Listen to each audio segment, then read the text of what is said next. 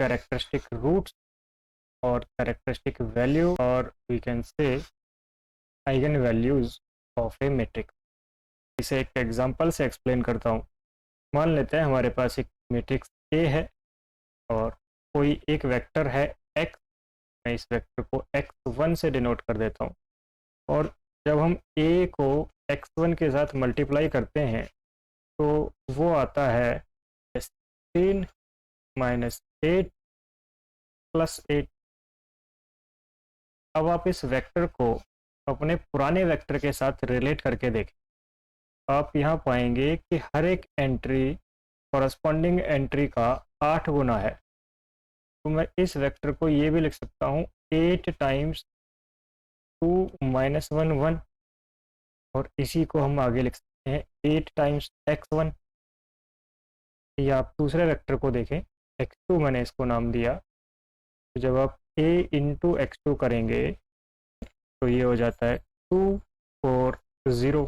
और जब आप इस वेक्टर को पुराने वेक्टर के साथ रिलेट करेंगे तो आप पाएंगे कि ये पुराने वेक्टर का ही 2 गुना है। इसी तरह इन जनरल जब आप मैट्रिक्स ए को किसी वेक्टर x के साथ मल्टीप्लाई करते हैं और वो मल्टीप्लाई होके कुछ लैम्डा टाइम्स x आ जाए और वेक्टर नॉन ज़ीरो हो, क्योंकि ज़ीरो वेक्टर के लिए तो ये वैलिड होगा ही होगा।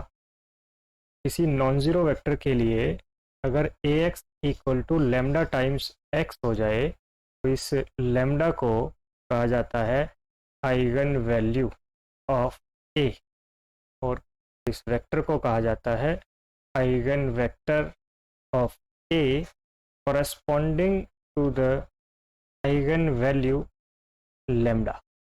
तो लैम्डा को बोलेंगे आइगन वैल्यू ऑफ a और वेक्टर x को बोलेंगे eigen vector of a corresponding to eigen value lambda.